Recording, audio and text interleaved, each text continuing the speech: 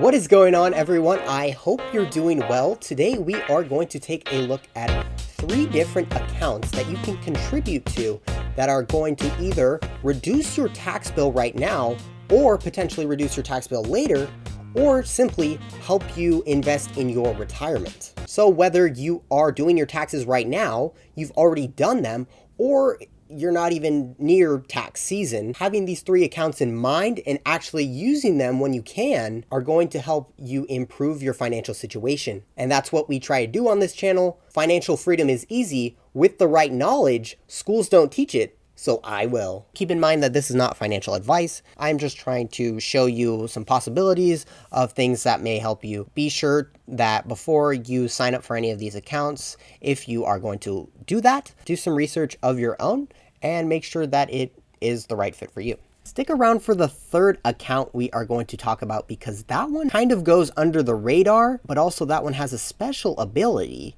to actually allow you to not pay any taxes at all. We are going to start with 2 IRAs. And if you don't know what IRAs are, that stands for individual retirement accounts. So let's start with the traditional IRA. The best thing about the traditional IRA is that the money you contribute to, you can actually deduct that from your gross income, meaning that the income that you are taxed on is actually going to be less. Therefore, you're going to be paying less in taxes. The money you are putting in is not going to be taxed until you actually take the money out in retirement. You're going to be taxed at whatever your tax bracket is at that point in time, rather than right now. That may be good if you expect to make less money in the future, so you expect yourself to be in a lower tax bracket. With this account, you can invest in basically the same things you would a brokerage account, stocks, and potentially other things depending on who you go with to use your traditional IRA. Personally, I have Fidelity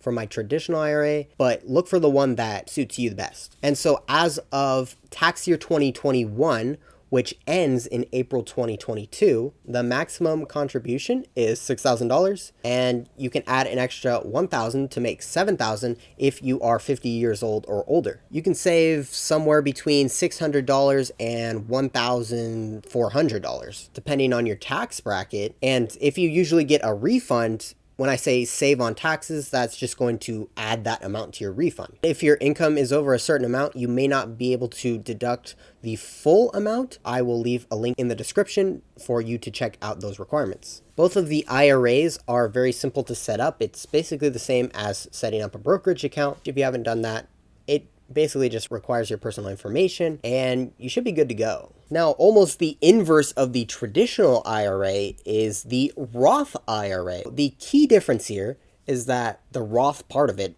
basically just means that you are going to pay taxes now, and once you take the money out for retirement, all your investment earnings are going to be tax-free. If you are a high income earner, you may not be able to contribute to the Roth IRA. So again, a link will be in the description for that. The numbers are going to be the same in terms of the $6,000 contribution and $7,000 if you are 50 or older. Your max contribution is also your earned income. So if your earned income is only, let's say, $4,000, you can't contribute more than $4,000 into the Roth IRA. Personally, I have my Roth IRA with Webull. You can check them out in the description below. I have a referral link for that. And I do want to say that you can contribute to both IRAs in the same year. That $6,000 cap is still going to apply to your total amount, meaning that you can do $3,000 in the Roth and $3,000 in the traditional IRA if that's what you want to do. As for which is actually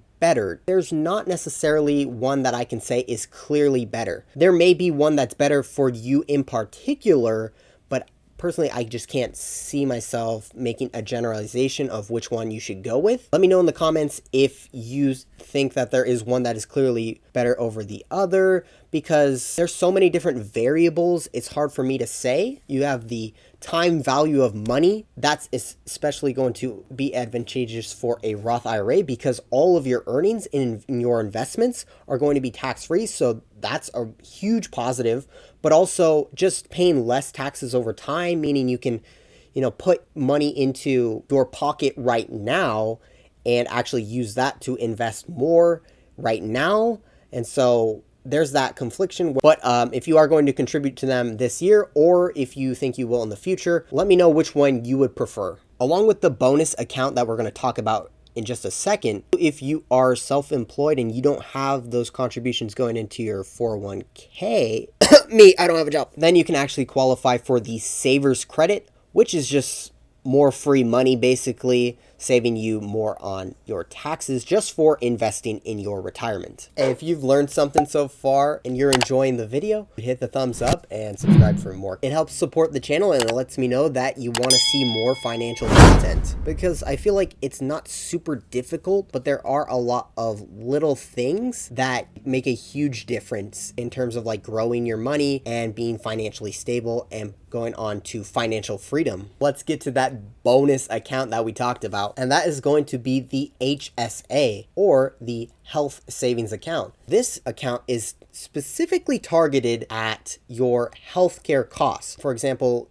going to a doctor's appointment, the benefit of the account is that you are getting tax deductions with the money you put into the account, and also if you take that money and go use it on a healthcare cost, that money is going to be completely tax-free. There's no taxes on any of that money ever. Now, this one is a bit harder to open the account because you're going to need a high deductible health plan, or HDHP, a plan that's going to specifically qualify for the health savings account. High deductible plans aren't really for everyone, so this is going to be specific to only some people. But if you are okay with that kind of health plan, then this could be a big benefit to your tax bill and also to your medical expenses. I have a health insurance plan through Marketplace, and you can filter by plans that qualify for HSAs, and that's what I did. I don't have an HSA at the moment. I don't think I actually will this year, but that could be something that I would consider in the future. Otherwise, if you get healthcare from your work, then you can discuss that with your employer, see if you can be eligible for the HSA, or you may have to contact your healthcare provider. So with the HSA, you can contribute $3,600 a year for an individual, or $7,200 for families, and you can add an additional $1,000 if you are 55 years of age or older. If you want to actually invest that money that's going to be in your HSA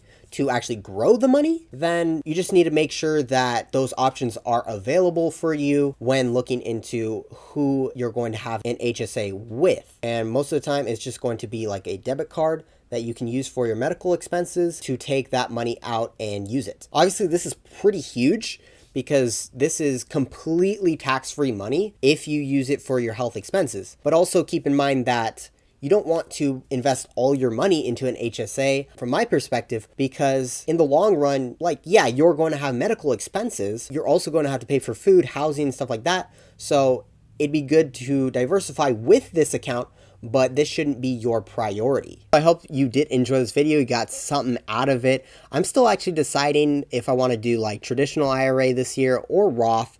We'll have to see. I'm leaning towards Roth just because I'm not making a lot of money right now, and I expect that I will make more money like into the future. So all three of these accounts are going to help you save on taxes, at least at some point in time. You know, it's going to help you with, in some cases, your health, in some cases, just growing your overall investments, and give you a clearer path to financial freedom. And with that being said, I appreciate you watching the video, and I hope to see you next time. So peace out, my friends.